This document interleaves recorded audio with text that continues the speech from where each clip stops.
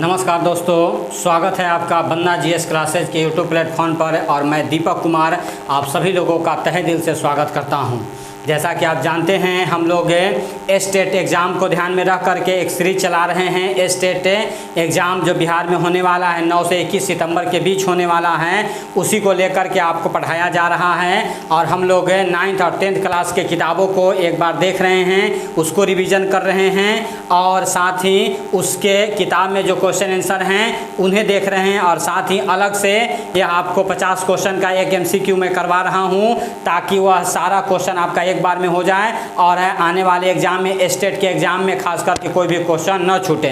साथ ही यह जो वीडियो देखेंगे 9th क्लास के बच्चों के लिए ही उतना फ़ायदेमंद होगा, क्योंकि 9th क्लास का ही चैप्टर यह है और उसी चैप्टर को हम लोग पढ़ेंगे, तो 9th क्लास के बच्चों के लिए भी यह उतना ही इंपॉर्टेंट है। और स्टेट के लिए, स्टेट बिहार स्टेट की जो तैयारी कर रहे हैं उनके लिए तो यह रामबाण है, उनके लिए तो यह है सबसे अच्छा खुराक है। सबसे अच्छा खुराक ये आप लेते हैं, एग्जाम निश्चित रूप से आप सफलता प्राप्त करेंगे।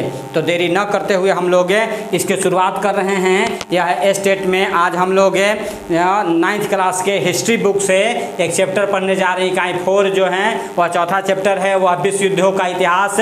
2 विश्व युद्ध जो हुए थे, 2 वर्ल्ड वार हुए थे, फर्स्ट वर्ल्ड वार और सेकेंड वर्ल्ड वार, उसकी कहानी दी गई है। उसके बीच में वह क्या क्या हुआ उसकी कहानी दी गई है, या विश्व युद्ध क्यों हुआ इसकी कहानी दी गई है, उन सारी चीज़ों को समझाया गया है। तो आप जनरल रूप से आप जानते हैं विश्व युद्धों की अगर बात करें तो 2 विश्व युद्ध हुए हैं। पहला विश्व युद्ध जो होता है वह 1914 से लेकर के 1918 तक होता है। कब से कब तक होता है? तो 1914 से लेकर के 1918 तक होता है। और दूसरा विश्व युद्ध जो होता है वह है 1939 से लेकर के 1945 तक होता है। यह जनरल आपको याद रखना है। तो यह विश्व युद्ध क्यों हुआ, कैसे हुआ, इस पर चर्चा की गई है। तो हम आपको किताब सामने लाए हैं, जो मैं खुद किताब पढ़ रहा हूँ, वह है स्टेट के लिए।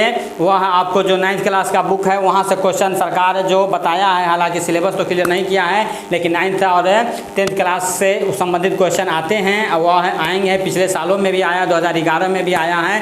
तो इसलिए हम लोग एक झलक किताब को देखते हैं। यहाँ जो जो इंपॉर्टेंट बातें हैं उसे मैं अंडरलाइन कर दिया हूँ, बताया हूँ, और साथ ही क्वेश्चन आंसर को भी हम लोग करेंगे। तो इसी को आगे बढ़ाते हैं, इस पढ़ाई को आगे बढ़ाते हैं देरी न करते हुए। तो थोड़ी बहुत चीज़ों को आप समझते चलिए और बाकी हम लोग क्वेश्चन आंसर के रूप में करेंगे। तो यह है, अगर बात करें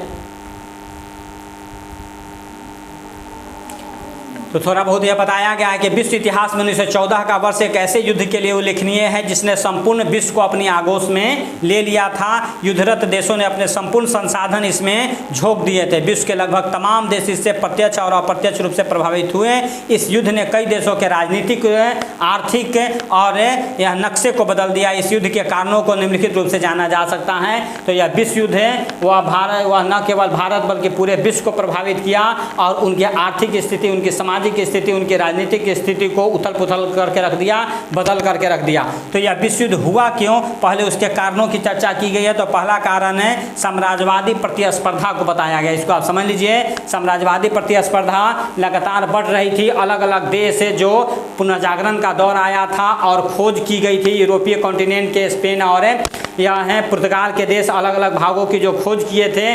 अब यह है यूरोपीय देश जो थे अलग अलग देशों पर कब्जा करके वहाँ अपना उपनिवेश बनाना चाह रहे थे, वहाँ के कच्चे माल का उपयोग करके, और वहाँ से आर्थिक मजबूती, वह आर्थिक अपना वह मजबूत करना चाह रहे थे। इसी होड़ की लगी हुई थी, यही होड़ में सभी देश लगे हुए थे। हम लोग देखे थे, भारत को भी अगर देखेंगे तो भारत में यूरोपीय कॉन्टिनेंट के लोगों का आगमन होता है, तो सभी देश इसमें लगे हुए थे। हालांकि शुरुआत यह स्पेन, पुर्तगाल करते, लेकिन वह लोग पीछे रह जाते हैं। जर्मनी पीछे रह जाता है, इटली पीछे रह जाता है, और यह इंग्लैंड, अमेरिका, फ्रांस, रसिया जैसे देश बहुत आगे निकल जाते हैं। इनके अलग अलग पूरे विश्व में अलग अलग भागों में कॉलोनियाँ, उपनिवेश बन जाते हैं। तो यह जर्मनी वह जैसे देश भी इस चीज़ को लेकर के उतावला होता है कि मेरा भी साम्राज्य बने, और इसी को लेकर के जर्मनी, जापान ऐसे देश जो हैं वह साम्राज्य विस्तार की नीति को लेकर के और आगे बढ़ रहे थे, जो एक बड़ा कारण बनता है विश्व युद्धों का। उसी चीज़ों को यहाँ साम्राज्यवादी प्रतिस्पर्धा के अंतर्गत बताया गया है। यह है बता रहा है कि औद्योगिक क्रांति के बाद बाजारों के विस्तार ने उपनिवेशों को लेकर के उपनिवेशों के निर्माण की प्रक्रिया की शुरुआत हो गई थी। औद्योगिक क्रांति हुआ, विभिन्न तरह के बाजारों का पता चला, विभिन्न जगहों का पता चला, वहाँ के बाजारों का पता चला। अब उस पर कब्जा को लेकर के सभी देश लालायित हो गए और यही जो है यह लोभ की भावना जो है, दूसरे देशों पर कब्जा करने की भावना, वहाँ से वह आर्थिक चीज़ों को लेकर के अपने आप को मजबूत करने की भावना ने, लालच ने विश्व युद्धों का कारण। तो कोई भी लड़ाई का कारण है अगर आप जाएंगे तो लालच ही होता है, या अगर लालच ना हो तो लड़ाई ना हो। जहाँ लालच होगा वहाँ लड़ाई निश्चित रूप से होगा।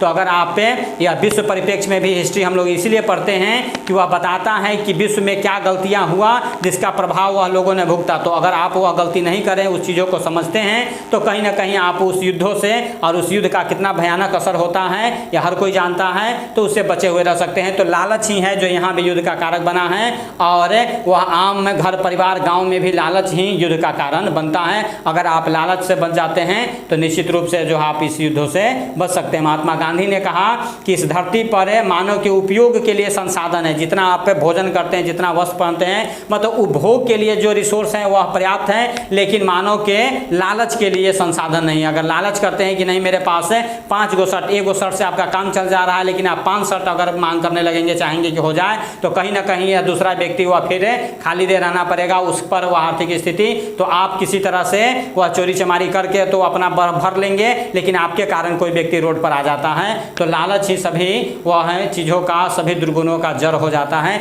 इससे बचना है। आइए हिस्ट्री की शुरुआत करते हैं, हिस्ट्री की बात करते हैं। तो यही साम्राज्यवादी आधिपत्य को चुनौती दिए बिना औपनिवेशिक साम्राज्य निर्माण संभव था नहीं, तो इसी के लिए तहत यह होता है। 1914 ईस्वी तक जर्मनी औद्योगिक क्षेत्र में काफ़ी प्रगति कर चुका था, वह ब्रिटेन और फ्रांस से भी काफ़ी पीछे छोड़ चुका था, लेकिन उसका उपनिवेश नहीं था।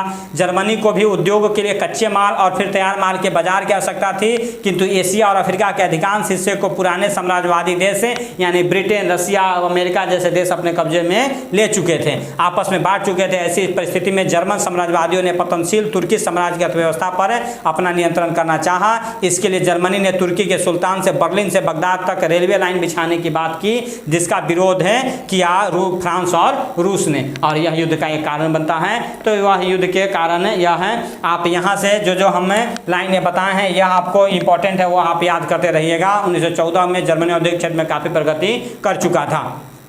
जर्मनी ने किससे मांग किया था गलियारे की? तो तुर्की के सुल्तान से बर्लिन से बगदाद तक रेलवे लाइन बिछाने, अपने बर्लिन से लेकर के इराक बगदाद तक रेलवे लाइन बिछाने की मांग किया, जिसको लेकर के खिलाफ आते हैं रसिया और फ्रांस। ठीक है, तो यह आप पॉइंट याद करते चलें या इसे आप देखते चलें।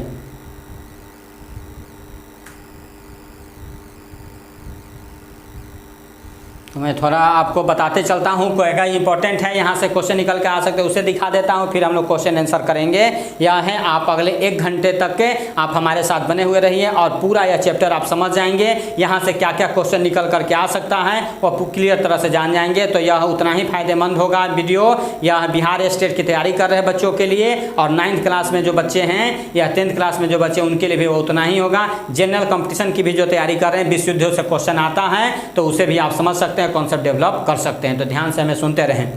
आगे यहाँ एक पॉइंट याद करना है, 1905 के रूस जापान युद्ध में जापान के विजय से जापान की साम्राज्यवादी महत्वाकांक्षा और परवान चढ़ने लगी थी। तो बीबीआई आपको याद रखना है कि यह रूस और जापान के बीच युद्ध कब हुआ था? तो 1905 में हुआ था। रूस जापान के बीच युद्ध कब हुआ था? 1905 में हुआ था, जिसमें जापान के द्वारा रसिया को पीछे धकेल दिया गया था, हराया गया था। इसके कारण जापान का महत्वाकांक्षा और बढ़ गया कि हम शक्तिशाली हैं और हम विश्व पर कब्जा कर सकते हैं। अब यही याद करना, 1905 में अपने यहाँ क्या हो रहा था? अंग्रेज था, अपने यहाँ बंगाल विभाजन हो रहा था। अपने यहाँ लॉर्ड कर्जन के द्वारा 1905 में बंगाल विभाजन की घोषणा की गई थी। तो थोड़ा सा आप याद करते चले, भारतीय इतिहास को भी विश्व इतिहास को भी रिलेट करते चलेंगे तो आपको ध्यान रहेगा।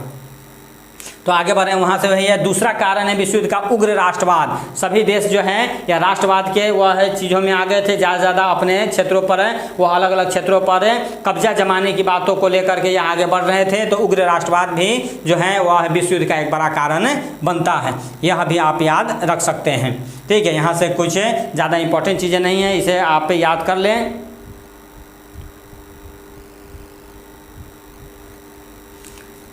तो यहाँ एक आप याद रखिएगा, देखिए यह एक बड़ा कारण क्या होता है। 1912 में जर्मनी ने इम्परेटर नामक जहाज बनाया था, एकदम भी याद कर लेना है।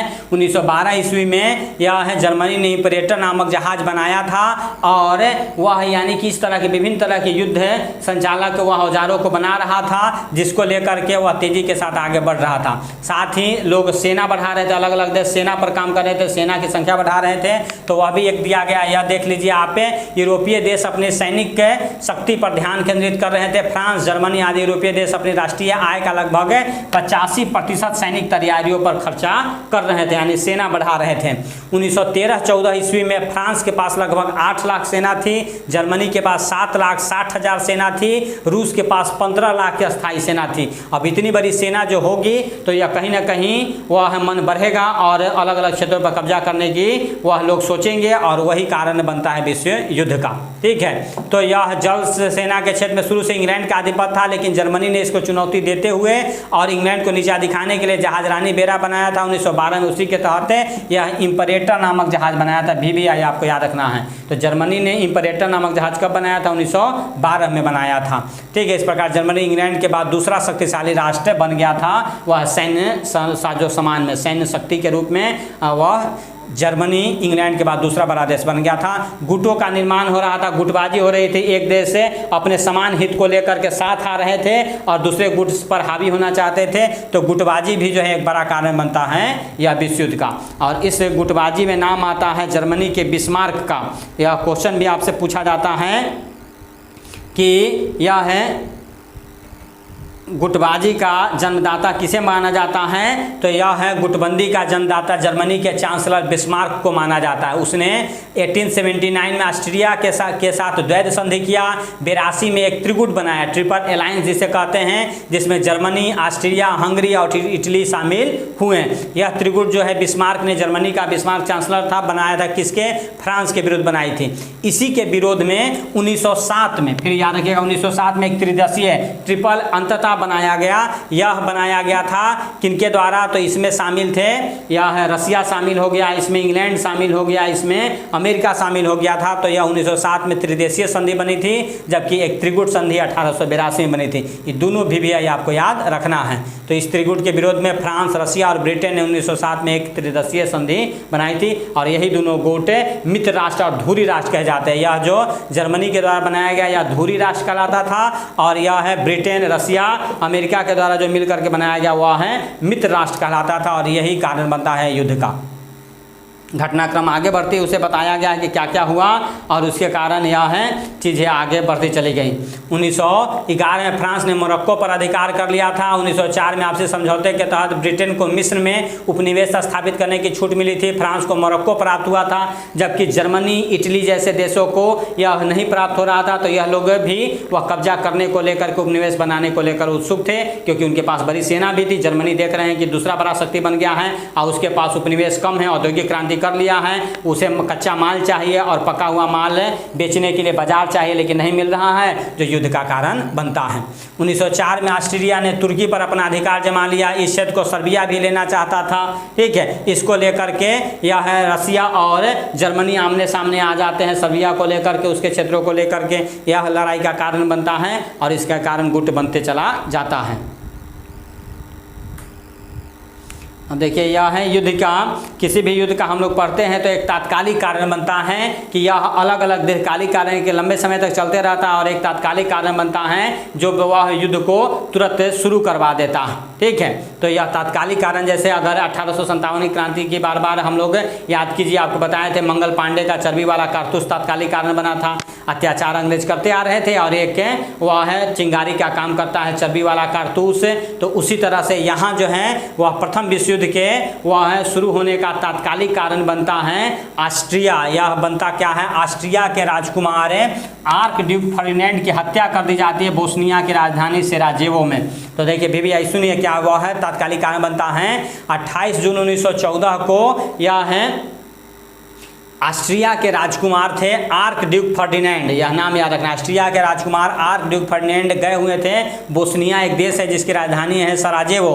ठीक है, सराजेवो याद रखिएगा, वहाँ गए हुए थे और वहाँ वह है एक काला हाथ नामक, क्या रखिएगा, काला हाथ नामक एक आतंकवादी संगठन है, उसके द्वारा मार दिया जाता है आर्क ड्यूक फर्डिनेंड को। और यह काला हाथ नामक आतंकवादी संगठन था कहाँ का, तो सर्बिया का था। यह कहाँ का था, सर्बिया का था। तो ऑस्ट्रिया जो है वह सर्बिया से कहता है कि उस काला हाथ नामक आतंकवादी संगठन के लोगों को पकड़ करके हमको दो, नहीं तो तुम्हारे खिलाफ कार्रवाई की जाएगी।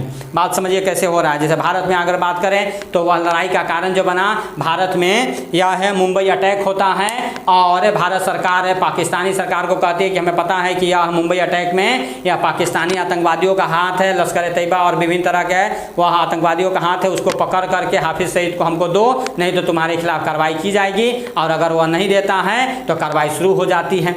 यही चीज़ है, समझ लीजिए यहाँ हुआ है। यहाँ क्या है, तो दो देश हैं जो आपस में थोड़े गुस्सा हैं, ऑस्ट्रिया और सर्बिया। ऑस्ट्रिया और सर्बिया यह दोनों आपस में लड़ रहे थे, लेकिन कोई कारण नहीं मिल रहा था लड़ने का। तो कारण क्या मिलता है कि ऑस्ट्रिया का राजकुमार, एक देश है सर्बिया, वहाँ की यात्रा करता है और वहाँ की राजधानी सेराजियो में उस आर्क ड्यूक फर्डिनेंड की हत्या कर दी जाती है। इसका वह कारण मानता है, ऑस्ट्रिया के राजकुमार था तो ऑस्ट्रिया इसका कारण मानता है सर्बिया को। सर्बिया का ही पता चलता है एक आतंकवादी संगठन नाम है उसका काला हाथ, उसके द्वारा हत्या कर दी। जैसे लश्कर तैयबा है आज है, वह अलग अलग काला हाथ नामक कर दिया जाता है। तो ऑस्ट्रिया कह रहा है सर्बिया से कि उस काला हाथ के आतंकवादियों को हमको पकड़ करके दो, नहीं तो तुम हम पर कार्रवाई करेंगे और 1 महीना का तुमको टाइम देते हैं। लेकिन इस 1 महीना के दौरान सर्बिया इस तरह का कोई प्रक्रिया नहीं करता है। तब जैसे भारत जो है वह एयर स्ट्राइक किया था, या भारत पर वह है उरी अटैक जो हुआ था और उसके बाद भारत एयर स्ट्राइक किया था, वही समझ लीजिए भारत वह है ऑस्ट्रिया अटैक कर देता है। तो 1 महीने के बाद यानी कि 28 जुलाई 1914 को ऑस्ट्रिया सर्बिया के खिलाफ युद्ध की घोषणा कर देता है, युद्ध वह कर देता है। अब सर्बिया के तरफ से यह है, सर्बिया की घोषणा कर देता है तो सर्बिया के तरफ से रसिया आ जाता है, सर्बिया का समर्थन करने लगता है रूस, क्योंकि वह मिला हुआ था तो वह रूस कहता है कि नहीं, इस पर हमला नहीं कर सकते हैं। जब रूस सर्बिया की तरफ से आता है तो ऑस्ट्रिया की तरफ से जर्मनी आ जाता है। ऑस्ट्रिया की तरफ से कौन आ जाता है, जर्मनी, क्योंकि जर्मनी और रसिया जो है आपस में लड़े हुए थे या गुस्सा थे। तो जर्मनी सपोर्ट कर देता है ऑस्ट्रिया का और सर्बिया का सपोर्ट कर देता है रसिया। तो जर्मनी उस समय दूसरा सबसे शक्तिशाली देश बना हुआ था, वह कहता है कि तो वह है हम सर्बिया के तरफ से हैं और तुम्हारे खिलाफ हम कार्रवाई करेंगे, और रसिया के खिलाफ वो आक्रमण कर देता है। तो रसिया के खिलाफ आक्रमण कब करता है, 1 अगस्त 1914 को। 1 अगस्त 1914 को यह है रूस पर हमला कर देता है। कौन, यह है जर्मनी। अब रसिया जो है वह है जर्मनी का पड़ोसी राष्ट्र है फ्रांस। फ्रांस को कहता है कि उसको समझाओ जर्मनी को, देखो हमारे ऊपर हमला कर रहा है, यह है कोई बात नहीं है, वह बात का बतंगर बना रहा है। फ्रांस समझाने जाता है जर्मनी को कि ऐसा मत कीजिए या लड़ाई मत कीजिए, वह रोकिए। अब चूंकि जर्मनी ज़्यादा शक्तिशाली बना हुआ था, उसे लग रहा था हमारे पास ज़्यादा पावर है, जिसको लगता है कि हमारे पास ज़्यादा पावर है, थोड़ा सा वह पावर ज़्यादा होता है, उछलने लगते हैं, वही उछलने लगता है जर्मनी। वह कहता है कि अच्छा तुम हमको समझाने आएगा तो तुम ही को पहले मारेंगे। तो वह फ्रांस को कहता है कि अब तोरा पहले मारेंगे, ठीक है। वह फ्रांस पर हमला कर देता है। तो 3 दिन बाद 3 अगस्त 1914 को फ्रांस के खिलाफ भी युद्ध की घोषणा कर दिया जर्मनी। अब फ्रांस है वह है इससे के भी वह युद्ध के खिलाफ घोषणा कर दिया, उधर रसिया के खिलाफ युद्ध का घोषणा कर दिया। अब फ्रांस जाने के लिए जो रास्ता है, फ्रांस पर दबाव बनाने के, फ्रांस जाने के लिए वह है 4 अगस्त को सेनाएं बेल्जियम में घुस जाती है। फ्रांस, जर्मनी से फ्रांस जाने के लिए बेल्जियम हो करके जाना है, तो वह बेल्जियम में यह जर्मनी अपना वह सेना उतार देता है। अब बेल्जियम को डर लगता है, छोटा सा देश है, 2 बड़े देशों के बीच में हम पड़ रहे हैं। जैसे भारत अगर चाइना पर हमला कर रहा है, नेपाल वो छोटा देश है, भूटान छोटा देश है, वह लगेगा कि हमारे खिलाफ भी यह हो रहा है। तो यह बेल्जियम कहता है कि नहीं हमारे खिलाफ है, हम हमारे तरफ से सेना आपकी नहीं जाएगी। लेकिन बेल्जियम पर हमला हुआ कर देता है। अब बेल्जियम पर हमला जर्मनी करता है तो बेल्जियम एक संधि के तहत जुड़ा हुआ था इंग्लैंड से, ब्रिटेन से। ब्रिटेन ने वह रक्षा का भार लिए हुए था बेल्जियम का, जैसे भारत है भूटान की रक्षा का भार लिए हुए, हम लोग हमारे ऊपर निर्भर है, आर्थिक सामाजिक सभी रूप से वह भूटान निर्भर है। चाइना अगर उस पर हमला करता है तो भारत उसका प्रत्युत्तर देगा। यही चीज़ होता है, बेल्जियम की रक्षा करने के लिए ब्रिटेन आ जाता है। ब्रिटेन आ जाता है तो जर्मनी ब्रिटेन के खिलाफ भी हो जाता है, क्योंकि सबसे बड़ा प्रतिद्वंदी ब्रिटेन भी था। तो जर्मनी ब्रिटेन के खिलाफ भी युद्ध की घोषणा कर देता है। तो इस तरह से यह एक गुट बनते चला जाता है और एक देश दूसरे देश के साथ जुड़ते चले आ जाते हैं और यह लड़ाई बड़ा विस्फोटक रूप ले लेता है। तो प्रथम विश्व युद्ध का तात्कालिक कारण बनता है आर्क ड्यूक फर्डिनेंड की हत्या, जो कहाँ हुआ था, जो बोस्निया देश की राजधानी सेराजियो में हुआ था। किसके द्वारा किया गया था? काला हाथ नामक एक आतंकवादी संगठन के द्वारा किया गया था। यह काला हाथ आतंकवादी संगठन कहाँ का था? सर्बिया का था। क्लियर बात समझ में आ गया? अब वह आगे बढ़ता है और किस तरह से यह युद्ध हुआ है उन सारी चीज़ों को बताया गया है। तो यह है युद्ध बहुत तेज़ी से आगे बढ़ता है, अलग अलग देश जुड़ते चले जाते हैं, जर्मनी ऑस्ट्रिया हंगरी के खिलाफ युद्ध में शामिल हो जाते हैं। यह आर्क ड्यूक फर्डिनेंड की हत्या युद्ध का तात्कालिक कारण बनता है। युद्ध का फिर अंत किस तरह से युद्ध आगे बढ़ा अब देखिए यह है। लेकिन 3 साल हुआ, 14 से लेकर के 17 तक याद रखिए। 3 सालों के दौरान रूस जो है वह 1917 में एक महत्वपूर्ण घटना घटी। रूस जो है इस विश्व युद्ध से अलग हो जाता है। वो कहता है कि नहीं, अब बहुत बड़ी मात्रा में हम सैनिक खो चुके हैं, आर्थिक स्थिति हमारा खराब हो गई है, युद्ध से वह निकल जाता है। तो बताया गया है 1917 में एक महत्वपूर्ण घटना घटी, रूस का युद्ध से अलग हो जाना। अब तक रूस के 6 लाख से अधिक सैनिक मारे जा चुके थे। रूस की अर्थव्यवस्था अत्यंत दयनीय हो गई थी। बोल्शेविक सरकार के सत्ता में आते ही इसके नेता लेनिन ने, जो लेनिन वहाँ सत्ता में आते हैं, वह एक विज्ञप्ति जारी करके दूसरे क्षेत्रों को हथियार बिना युद्ध के हटाने लिए बिना ही शांति का प्रस्ताव देते हैं और जर्मनी कुछ शर्तों के साथ इसे मान लेता है और रसिया रूस से अलग हो जाता है। तो एक क्वेश्चन आपको पूछेगा, याद रखना, प्रथम विश्व से रसिया कब अलग हो गया है? तो 1917 में अलग हो गया, एकदम भी याद रखना है। और इसी साल यह है अमेरिका इस विश्व युद्ध में प्रवेश कर जाएगा। अमेरिका दोनों विश्व युद्धों में 3-3 साल के बाद आया है, ठीक है, 3-3 साल के बाद आया है। तो यहाँ कारण बनेगा एक, पर्ल हार्बर बंदरगाह पर जर्मनी यही गलती कर देता है और वह है इस युद्ध में उसको हर्जाना भुगतना पड़ता है। तो यह है, आप याद रखें। तो यह आप याद रखें 1918 में रूस जर्मनी एक शांति हुई और युद्ध से पूर्णतः अलग हो गया है। तो यह है पूर्णतः रूप से, या रसिया कब युद्ध से अलग हो गया? 1918 में रूस जर्मनी की एक शांति संधि हुई और रूस युद्ध से पूर्णतः अलग हो गया है। तो आपको यह दोनों क्वेश्चन आपसे पूछे जा सकते हैं। आगे बढ़ते हैं हम लोग। अब और थोड़ी सी वह कहानी थोड़ा बहुत आपको कम दिखाई दे रहा होगा, ठीक है, वह फिर क्वेश्चन आंसर करेंगे, वह क्लियर आपको दिखाई दिया जाएगा। तो यह है, युद्ध आगे बढ़ता है, जर्मनी क्या करने लगता है, ब्रिटेन की तरफ जो जहाज पनडुब्बी ये सब जाते थे उसको वह चुन चुन करके मारने लगता है, उसको जो निशाना बनाने लगता है। तो एक घटना क्या घटती है कि यह है जर्मनी का यू बोट, यह यू नौका कहा जाता है, यू बोट याद रखिएगा, यू नौका, यू बोट कहा जाता है। यह यू नौका जो है पनडुब्बी था, यह है समुद्र के नीचे जो चलता है पनडुब्बी था, इसका नाम था यू बोट, एकदम भी याद रखिएगा। यह यू बोट उसका बहुत शक्तिशाली था, वह जो पानी के अंदर आता था, जहाँ जो वह जहाज वह दुश्मन का होता निकलता था और ठाए ठाए मारता था, ध्वस्त कर देता था, आगे बढ़ जाता था। तो उसका यू बोट बहुत ज़बरदस्त काम कर रहा था। उसका पनडुब्बी जो है वह ब्रिटिश बंदरगाह की तरफ जाने वाले जहाज़ों को डुबो रहा था, विस्फोट कर रहा था, उसे निशाना बना रहा था। तो ये क्या होता है, एक लुसितानिया नामक जहाज, यह लुसितानिया नामक जहाज नाव को वह डुबाने में अमेरिका में प्रतिक्रिया हुई। देखिए क्या हुआ, यह यू बोट लगातार वह निशाना बना रहा था ब्रिटेन जाने वाले जहाज़ों को। तो एक लुसितानिया नामक जहाज जा रहा था और उसे भी यू बोट, जर्मनी का यू बोट निशाना बनाता है, उसे गिरा देता है, समुद्र पर हमला करता है। उसमें बड़ी संख्या में अमेरिकी लोग थे, उसे लुसितानिया जहाज पर बड़ी संख्या में अमेरिकी लोग थे, जिसके कारण जो है वह है गुस्सा हो जाता है, ठीक है। तो प्रथम विश्व युद्ध में अमेरिका के शामिल होने का कारण होता है लुसितानिया नामक जहाज में अमेरिकी लोगों के मरने का कारण बनता है। और द्वितीय विश्व युद्ध में शामिल होता है पर्ल हार्बर बंदरगाह पर यह है बमबार्डी किया जाता है, उसके कारण युद्ध में शामिल होता है। तो दोनों याद रखना है। अब आगे, तो यहाँ इसके कारण जो है अमेरिका में प्रतिक्रिया हुई, अमेरिकी नागरिक सभा थे, अमेरिका के मना करने पर भी जर्मनी ने अपनी कार्रवाई नहीं रोकी। तब अमेरिका ने 6 अप्रैल 1917 को जर्मनी के विरुद्ध युद्ध की घोषणा कर दी। तो आपको याद रखना है कब है, तो 6 अप्रैल 1917 को, 6 अप्रैल 1917 को अमेरिका इस प्रथम विश्व युद्ध में शामिल हो गया, जर्मनी के विरुद्ध की घोषणा कर दिया, क्योंकि उसके वह जहाज लुसितानिया को उसने बर्बाद कर दिया था, जिसमें वह कई 100 अमेरिकी लोग नागरिक मारे गए थे। और अमेरिका युद्ध में शामिल हो गया। अब उसके शामिल होने के बाद युद्ध की स्थिति बदल जाती है। वह है मित्र राष्ट्र। शुरुआत में जर्मनी ये सब जो धुरी राष्ट्र हावी थे मित्र राष्ट्रों पर, वह बैकफुट पर थे, लेकिन अमेरिका के शामिल होते ही जर्मनी ये सब की हालत ख़राब होने लगती है, यानी धुरी राष्ट्रों की हालत ख़राब होने लगती है, मित्र राष्ट्र हावी हो जाते हैं। ठीक है। 1918 में ब्रिटेन, फ्रांस, अमेरिका संयुक्त सैनिक अभियान प्रारंभ कर देते हैं। जर्मनी और उसके सहयोगी देशों की हार होने लगती है। एक लाइन में याद आपको रखना है। और यह हार होने लगा तो क्या क्या यह हुआ, तो आगे यह देख लीजिए। यह है जो साथ दे रहे थे अभी तक जर्मनी का, वो लोग फिर अब यह है हारने लगते हैं, अलग हटने लगते हैं। तो क्या होता है, 3 नवंबर 1918 को ऑस्ट्रिया और हंगरी के सम्राट ने आत्मसमर्पण कर दिया। यह याद रखना है, 3 नवंबर 1918 को ऑस्ट्रिया और हंगरी के सम्राट ने आत्मसमर्पण कर दिया।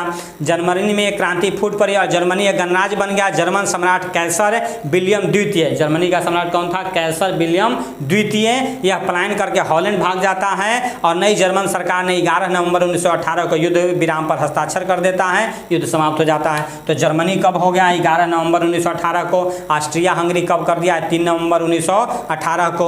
ऐसे में अमेरिका के राष्ट्रपति वुडरो विल्सन ने जनवरी 1918 में शांति पर एक कार्यक्रम प्रस्तुत किया और 14 सूत्री वह एक पत्र लाते हैं। 14 सूत्री नाम से पत्र होता है जो सभी देशों के लिए यह है एक समान रूप से होता है कि सब लोग आत्मसमर्पण कर दे, सरेंडर कर दे और शांति वार्ता कर ले।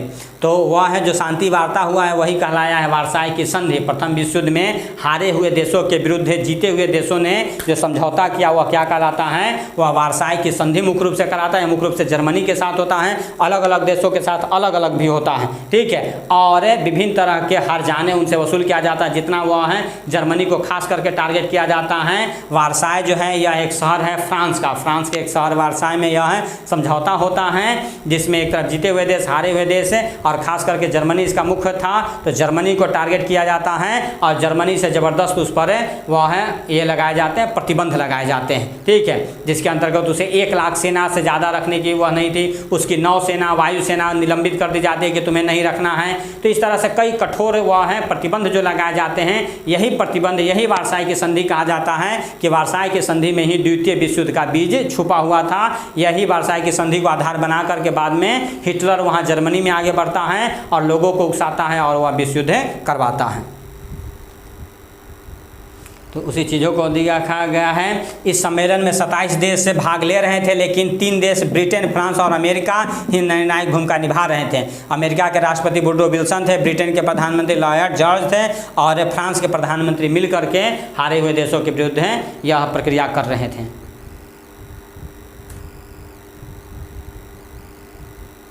एक चित्र के साथ यह दिखाया गया है, वह है फ्रांस के जॉर्ज कलीमेसु थे। यह तीनों जो प्रमुख व्यक्ति शांति संधि की शर्तों के लिए यह बना रहे थे और पराजित देशों पर वह है यह प्रतिबंध लगाया, जिसे वर्साई की संधि के नाम से जाना गया।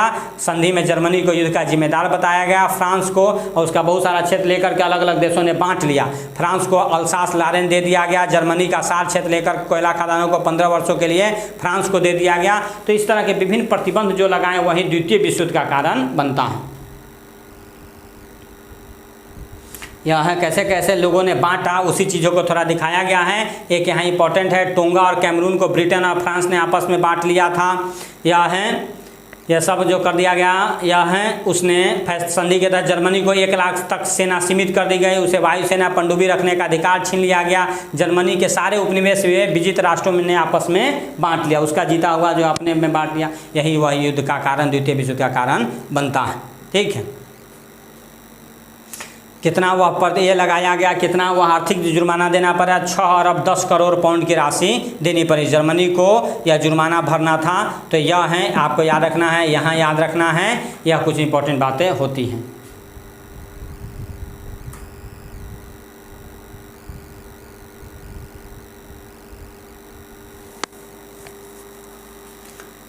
ऑस्ट्रिया से कहा गया कि वह हंगरी, चेकोस्लोवाकिया, यूगोस्लाविया, पोलैंड की स्वाधीनता को मान्यता दे दे, जो उसके कब्जे में था सबको स्वतंत्र कर दिया जाता है।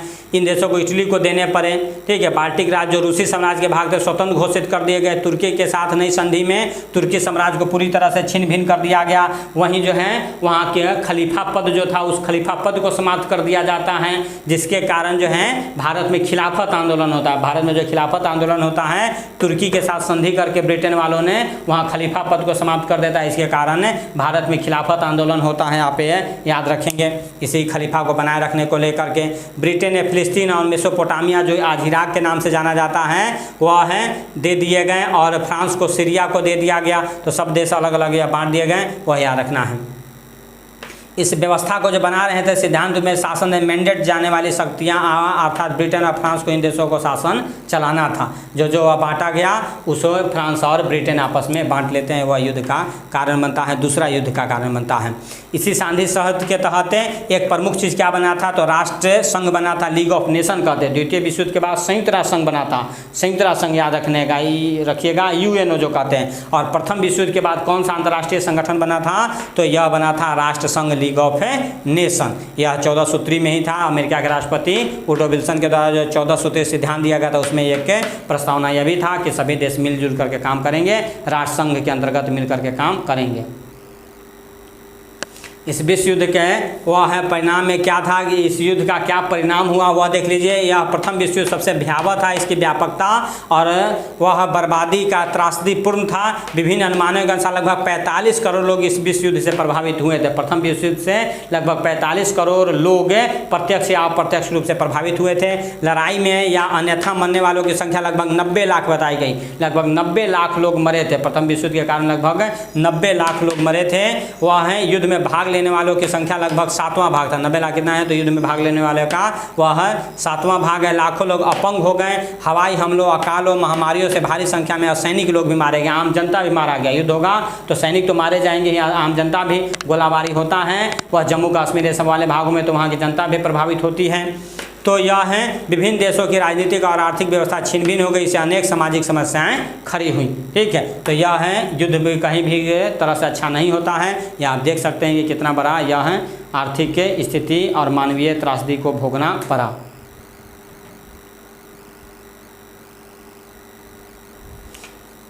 तो नई राजनीतिक व्यवस्था यह उत्पन्न हुई, यह ज़्यादा इंपॉर्टेंट नहीं है। ठीक है, आगे अगर इसे में पढ़ें, और प्रथम विश्व युद्ध ही वह द्वितीय विश्व युद्ध की पृष्ठभूमि तैयार हो गई। यह बातें आपको बताया, यह चीज़ें वहाँ बताई गई हैं।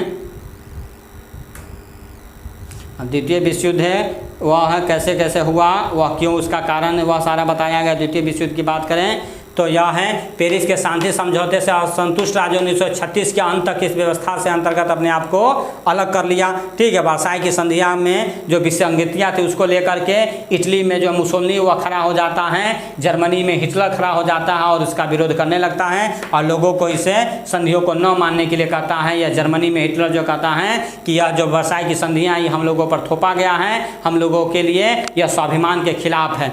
यह प्रथम विश्व युद्ध में हिटलर जो एक सैनिक के रूप में जर्मन सेना की तरफ से लड़ा था, लेकिन वह घायल हो गया था और अस्पताल में वह भर्ती हो गया था और पूरे वह है अस्पताल में भर्ती के दौरान ही प्रथम विश्व युद्ध की खबरों को सुना करता था।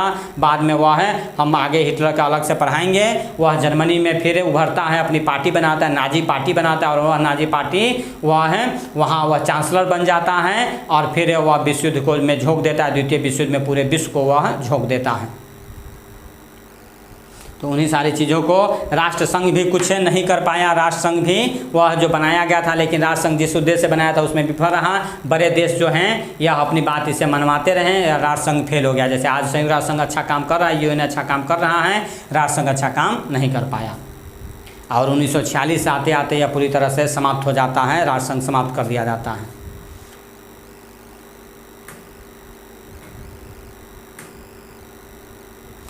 तो यह है, अब फिर इसमें दिखाया गया द्वितीय विश्व युद्ध के कारणों को बताया गया है, क्या क्या कारण बनते हैं, वह द्वितीय विश्व युद्ध के कारणों पर चर्चा की गई है।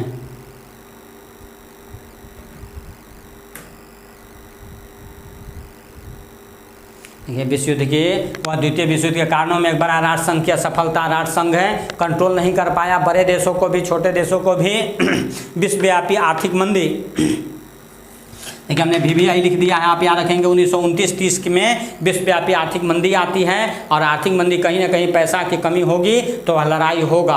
ठीक है, वह है लड़ाइयाँ होगी, छीन छाड़ बढ़ेगा क्योंकि दूसरे के पैसे पर लोग कब्जा करना चाहते हैं और वह लड़ाई का एक बड़ा कारण बनता है। कहीं ना कहीं देखिए कोरोना काल के कारण आर्थिक स्थिति खराब हुई है या थोड़ी यह अपराध बढ़ रहे हैं, अपराध बढ़ रहे हैं, इसमें सचेत रहने की भी आवश्यकता है। अपराध बढ़ रहे हैं तो वह अभी होता है प्रथम विश्व युद्ध के बाद यह आर्थिक मंदी आती है 1929-30 में। में, जिसके कारण सभी देश की आर्थिक स्थिति खराब होती है और वह उसको प्राप्त करने के लिए, धन को प्राप्त करने के लिए लड़ने के लिए लालायित हो जाते हैं। क्योंकि जब धन कैसे प्राप्त होगी, दूसरे देशों पर कब्जा करेंगे, वहाँ से वह रुपया पैसा लेंगे, तब आर्थिक स्थिति मजबूत होगी। उसी को लेकर के फिर यह चीज़ें होती हैं।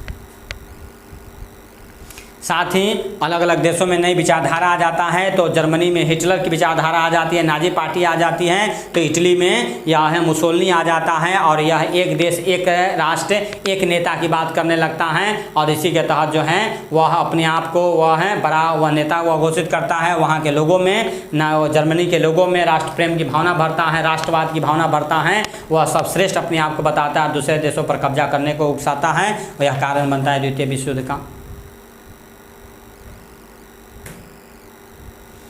तो वो उधर वह जर्मनी का वह हिटलर का फोटो दिया गया था, यहाँ मुसोलिनी का फोटो दिया गया है और इसी कारण यह होता है। तुष्टीकरण की नीति, बड़े देश जो है जर्मनी जब अलग अलग छोटे छोटे राष्ट्रों पर कब्जा कर रहा था, उस समय ब्रिटेन और फ्रांस जैसे देश चुपचाप उसे देख रहे थे। वह है उन्हें लग रहा था कि वह जर्मनी का लड़ाई रसिया से चल रहा था, तो रसिया को वह कब्जा कर लेगा, रसिया और जर्मनी आपस में लड़ेंगे, कमज़ोर हो जाएंगे, तब हम उन दोनों पर कब्जा कर लेंगे। यह सोच करके ब्रिटेन और फ्रांस बैठे हुए थे। लेकिन आप नहीं जान रहे थे वह है कि जो एक देश का अगर तुष्टीकरण की नीति अपनाया जाए तो धीरे धीरे वो आपको भी खा जाएगा, एक को हड़पेगा दूसरे को भी हड़प लेगा।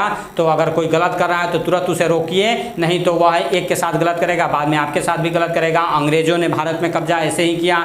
एक राजा को वह लड़ता था, दूसरे राजा समझते थे कि उसके साथ लड़ रहा है, हमको छोड़ देगा, तो वह है उसको साथ नहीं देते थे। जब वह उसे हरा देता था तो फिर आपके राज पर भी कब्जा करने आ जाता था। तो यह कोई गलत कर रहा है उसे रोकना जरूरी होता है, नहीं तो उसका वह गलती बढ़ते चला जाता और एक दिन आप उसके खुद भुगतभोगी हो जाएंगे, खुद आप उसके शिकार हो जाते हैं। यह हिस्ट्री हमें बताती है। तुष्टीकरण की नीति नहीं अपनानी चाहिए।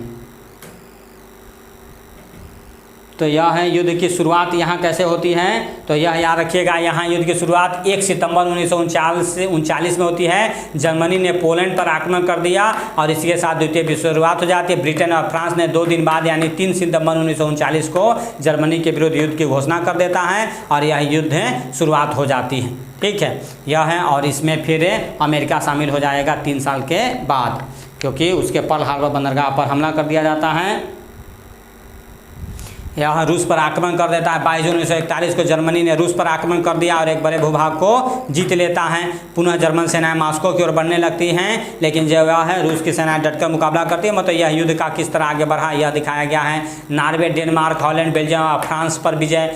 वह 9 अप्रैल 1940 को जर्मनी ने नॉर्वे और डेनमार्क को हरा दिया। उसकी सेना आगे बढ़ी। 1940 तक बेल्जियम फ्रांस पर कब्जा कर लिया। 22 जून 1940 को फ्रांस ने आत्मसमर्पण कर दिया। इसी बीच इटली ने भी जर्मनी की ओर से युद्ध में शामिल हो गया। तो यह सभी देश मिल करके और अलग अलग देशों को हरा रहे हैं। तो यह पॉइंट आपको यहाँ याद रखना है। 1940 को फ्रांस ने आत्मसमर्पण कर दिया था और फिर यह सभी देश मिलते हैं। गलती क्या होती है, यह है धुरी राष्ट्रों के द्वारा कि पर्ल हार्बर बंदरगाह पर यह हमला कर देते हैं। इधर यह रसिया और ब्रिटेन मिल जाते हैं। यह विंस्टन चर्चिल जो है वह ब्रिटेन के प्रधानमंत्री जाकर के रसिया के वह है नेता स्टालिन से मिलते हैं और यह दोनों मिल करके जर्मनी के विरुद्ध युद्ध की घोषणा करते हैं और जर्मन सेनाओं को पीछे धकेल देते हैं। तो यह फरवरी 1943 में हजारों जर्मन अफसर सैनिकों ने आत्मसमर्पण कर दिया रसिया के सामने। ठीक है, यह रसिया सेना ने जर्मनी के विरुद्ध प्रबल प्रत्याक्रमण आरंभ किया। और बड़ा कारण यह बनता है जापान द्वारा पर्ल हार्बर पर हमला। या जापान ने 7 दिसंबर 1941 को हवाई द्वीप में स्थित पर्ल हार्बर नामक अमेरिकी नौसैनिक अड्डे पर ज़बरदस्त रूप से हमला करता है। बड़े पैमाने पर वहाँ उसके जहाज़ों को नष्ट करता है, लोगों को मारता है, जिसके कारण ही यह गुस्सा हो करके यह है अमेरिका 8 दिसंबर 1941 को जापान के विरुद्ध युद्ध की घोषणा कर देता है। तो 1939 में शामिल युद्ध शुरू हुआ है, 41 में शामिल हुआ 3 साल के बाद। वहाँ जो 14 में प्रथम विश्व युद्ध में 17 में शामिल हुआ है 3 साल बाद। तो यह याद रखिएगा। हमला कब हुआ पर्ल हार्बर पर? 7 दिसंबर 1941 को। अमेरिका विश्व युद्ध में कब शामिल हुआ? जापान के विरुद्ध युद्ध की घोषणा कब कर रहा है? 8 दिसंबर 1941 को। और अमेरिका के आने के बाद मित्र राष्ट्र जीतने लगते, धुरी राष्ट्र हार जाते हैं। इस तरह से इनकी हार होती है।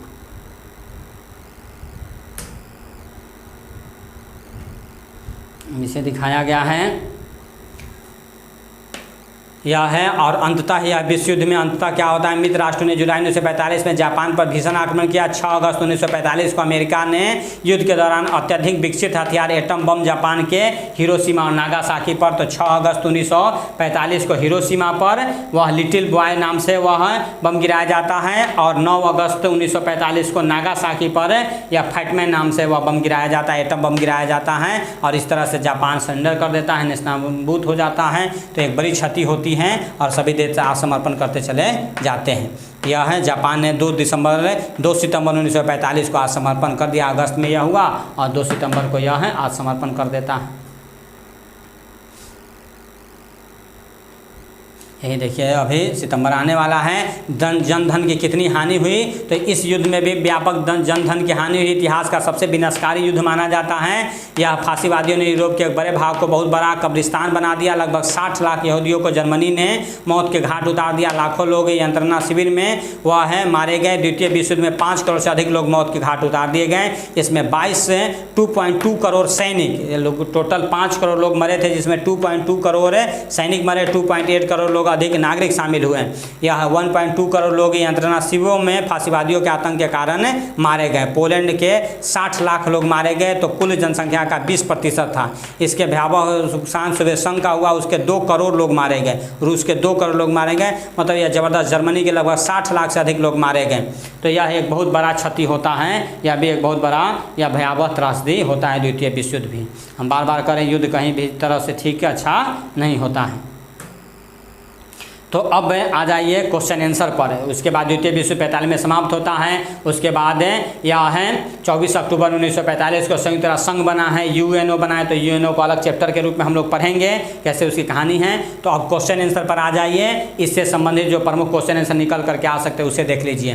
तो पहला क्वेश्चन है, प्रथम विश्व युद्ध की शुरुआत कब हुई है, तो 28 जुलाई 1914 से हुआ है। एक महीना पहले 28 जून 1914 को यह है ऑस्ट्रिया ने अल्टीमेटम दिया था, सर्बिया को नहीं माना, तो वह है हमला कर दिया 28 जुलाई से, और प्रथम विश्व युद्ध की शुरुआत मानी जाती है।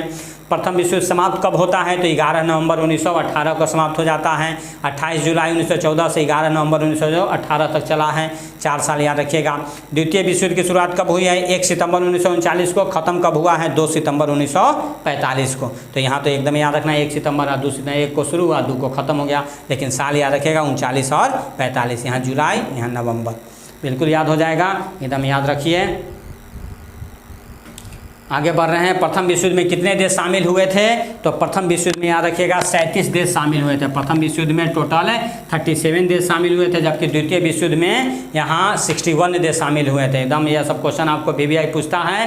यह सबसे महत्वपूर्ण क्वेश्चनों को हम लेकर के आए हैं। इसे आप एक बार जरूर देख लें, जरूर कॉपी पर नोट कर लें, ताकि आपके एग्जाम में न छूटें। प्रथम विश्व युद्ध का तात्कालिक कारण क्या हुआ, ऑस्ट्रिया के राजकुमार फर्डिनेंड सेराजेव, जो बोस्निया की राजधानी सेराजेव में हत्या की गई थी। यह क्या कहानी बना था, कैसे बना, यह सारा हम आपको कथा कहानी पढ़ाए हैं। आप एक बार पीछे जा कर के फिर से सुन लें। द्वितीय विश्व युद्ध का तात्कालिक कारण क्या बनता है, जर्मनी का पोलैंड पर आक्रमण। तो प्रथम विश्व युद्ध का तात्कालिक कारण बनता है ऑस्ट्रिया के राजकुमार की हत्या, और द्वितीय विश्व युद्ध का कारण बनता है जर्मनी का पोलैंड पर आक्रमण।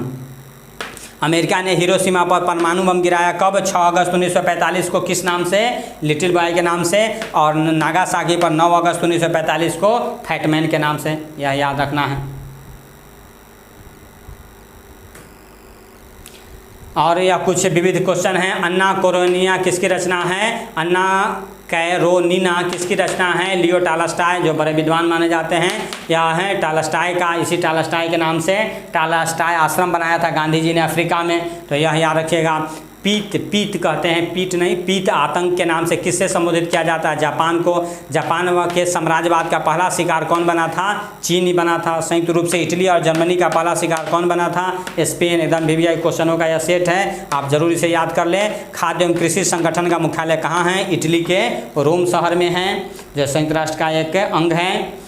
संयुक्त राष्ट्र औद्योगिक विकास संगठन का मुख्यालय कहाँ है, तो ऑस्ट्रिया के वियना शहर में है। मोनालिसा किसकी रचना है, लियोनार्डो दा विंची की है। स्पेन में गृह युद्ध कब शुरू हुआ, 1936 में हुआ। द लास्ट जजमेंट और द फॉल ऑफ मैन किसकी कृति है, माइकल एंजेलो की है। यह सब पुनर्जागरण काल में हम लोग पढ़े थे। यह सब प्रमुख विद्वान उस समय रहते हैं। रूस की क्रांति का तात्कालिक कारण क्या बना है? प्रथम विश्व युद्ध में रूस की हार। प्रथम विश्व युद्ध में वह अलग भी हो जाता है 17 में, हार का यह तात्कालिक कारण बनता है। रूस में क्रांति होती है, लेनिन वहाँ के सरकार में आते हैं। आगे बात करें, रूस की बोल्शेविक क्रांति का नेता कौन था? तो लेनिन थे। म्यूनिख एक्ट कब संपन्न हुआ था? सितंबर 1938 में हुआ था। जर्मनी में नाजी दल का उत्थान किसके नेतृत्व में हुआ था? आप जानते हैं हिटलर के नेतृत्व में हुआ था।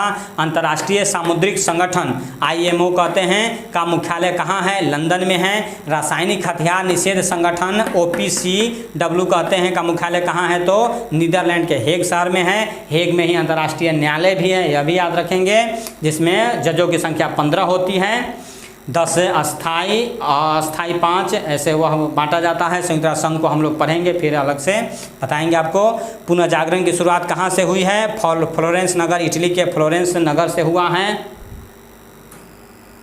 पुनर्जागरण का अग्रदूत किसे कहा जाता है? दांते को कहा जाता है। एशिया के मरीज के नाम से तुर्की यह है। किस देश को जाना जाता है? चीन को जाना जाता है। वह तुर्की को भी मरीज कह दिया जाता है। यूरोप का मरीज लेकिन उसे कहते हैं, क्या कहते हैं? यूरोप का मरीज तुर्की को कह देते हैं, एशिया का मरीज चाइना को कह देते हैं। जर्मनी ने वर्साई की संधि का उल्लंघन कब किया था? 1935 में किया, ठीक है। उसे नहीं माना और उसी कारण द्वितीय विश्व युद्ध की शुरुआत होती है। द्वितीय विश्व युद्ध में जापान किस गुट में था? धुरी राष्ट्रों में था। द्वितीय विश्व में अमेरिका किस पक्ष में था? मित्र राष्ट्रों में था। दांते के बाद पुनर्जागरण का प्रसाद देने वाला व्यक्ति कौन है? पेट्रार्क है। कौन है? पेट्रॉर्क है। तो यह दोनों याद रखिएगा, पुनर्जागरण काल के 2 प्रमुख विद्वान पेट्रॉर्क और दांते। फ्रांसीसी साम्यवाद का जनक सेंट साइमन को माना जाता है। फ्रांसीसी साम्यवाद का जनक सेंट साइमन को माना जाता है। फेबियन सोशलिज्म का जनक किसे माना जाता है? जॉर्ज बर्नार्ड शॉ को माना जाता है। प्रथम विश्व युद्ध के बाद किस अंतर्राष्ट्रीय संस्था का जन्म हुआ? राष्ट्र संघ का। प्रथम विश्व युद्ध के बाद राष्ट्र संघ आया, जो 1946 में खत्म हो गया। द्वितीय विश्व युद्ध के बाद कौन आया है? संयुक्त राष्ट्र संघ आया है। UNO आया है, जो अभी काम कर रहा है। द्वितीय विश्व युद्ध के बाद क्या आया? संयुक्त राष्ट्र संघ आया है। यूनेस्को का मुख्यालय कहाँ है? फ्रांस के पेरिस में है। आप जानते हैं यूनेस्को वह है तरह से काम करता है, एजुकेशन के और साइंस को यह बढ़ावा देने के लिए काम करता है। चीन के बाद जनवाद गणराज्य की राजधानी क्या थी? हुनान। चीन की जनवादी गणराज्य की राजधानी क्या थी? हुनान प्रांत थी। आगे बात करें, तुर्की के नए गणतंत्र के राष्ट्रपति कौन बने थे? मुस्तफ़ा कमाल पाशा बने थे और इन्होंने ही फिर खलीफा पद को समाप्त कर दिया था। तो अपने यहाँ भी खलीफा आंदोलन, खिलाफत आंदोलन समाप्त हो जाता है। संयुक्त राष्ट्र संघ का प्रथम महासचिव ट्रिगवेली थे। कौन थे? ट्रिगवेली थे। कमेंट बॉक्स में आप बताइएगा वर्तमान के वह कौन अध्यक्ष हैं? वर्तमान में संयुक्त राष्ट्र संघ के कौन अध्यक्ष हैं? यूटोपिया किसकी रचना है? टॉमस मूर की है। कमाल पाशा ने तुर्की में कब खिलाफत आंदोलन समाप्त कर दिया था? 3 मार्च 1929 को। या चीन की कम्युनिस्ट पार्टी की स्थापना किस वर्ष 1921 में हुआ है? डेकेमेरॉन किसकी रचना है? बोकेशियो की है। डेकेमेरॉन किसकी रचना है? बोकेशियो की है। तुर्की के नए संविधान की घोषणा कब हुई? 20 अप्रैल 1924 को ही। 20 अप्रैल 1924 को ही। इसी के बाद खलीफा पद समाप्त कर दिया जाता है। और मुस्तफ़ा कमाल पाशा का जन्म कहाँ हुआ था? सेलेनिका में हुआ था। यूरोप का मरीज देखिए आ गया तुर्की को, एशिया का मरीज चीन को। कार्ल मार्क्स का आजीवन साथी कौन रहा है? फ्रेडरिक एंजल्स रहा है। एकदम VVI पूछता है, कई बार पूछा है। कार्ल मार्क्स जो दास कैपिटल किताब के लेखक हैं, उनका मित्र कौन था? परम मित्र कौन थे? फ्रेडरिक एंजल्स थे। अब्राहम लिंकन की हत्या किसने की थी? जॉन विल्किज बूथ ने किया था। अब्राहम लिंकन जो दास प्रथा को ख़त्म किए थे अमेरिका में, यह राष्ट्रपति रहे हैं, उनकी हत्या जॉन विल्किज बूथ ने किया था। सबसे अच्छा उदाहरण इन्होंने जनतंत्र का, लोकतंत्र का परिभाषा दिया। लोकतंत्र का जनता के लिए, जनता के द्वारा शासन है, जनता के लिए शासन है। औद्योगिक क्रांति सर्वप्रथम किस देश में हुई थी? ब्रिटेन में हुई थी। चीन का राष्ट्रपिता किसे कहा जाता है? डॉक्टर सन यात सेन को कहा जाता है। डॉक्टर सन यात सेन को चीन का राष्ट्रपिता कहा जाता है, जैसे अपने यहाँ महात्मा गांधी को कहा जाता है। हिरोशिमा पर जो बम गिराया गया था उसका क्या नाम था? Little boy. और नागासाकी पर जो गिराया गया था उसे वह क्या नाम दिया गया था? फैटमैन नाम दिया गया था। तो यह भी याद आपको रखना है। यूरेनियम और प्लूटोनियम में यह गिराया गया था, वह याद रखिए। तो आपको एग्ज़ाम के लिए गुड लक है। आप अपना बेस्ट है वह एग्ज़ाम में दीजिए या दे करके आइए। तो और बन्ना क्लासेज के साथ आप जुड़े हुए रहिए। आप देख रहे हैं बन्ना GS क्लासेज को। तो जो लोग नए जुड़े हैं वह उन्हें कैसा लगा यह वीडियो वह ज़रूर कमेंट बॉक्स में बताएं। और जाने से पहले सब्सक्राइब करना न भूलें। लाइक करिए, कमेंट कीजिए, अपने दोस्तों के साथ ज़्यादा से ज़्यादा शेयर कीजिए, ताकि यह ज़्यादा से ज़्यादा दोस्तों को मिले, इसका फ़ायदा उन्हें मिले जो यहाँ मेहनत किया जा रहा है बन्ना जी इस क्लासेज पर, उसका लाभ सभी को मिले, यह ज़रूर से ज़रूर कीजिए। यह आप ही लोगों के द्वारा किया जा सकता है, और यह कैसे करेंगे तो ज़्यादा से ज़्यादा अपने दोस्तों को शेयर करके करेंगे। तो आज के लिए बहुत बहुत थैंक यू, धन्यवाद, जय हिंद।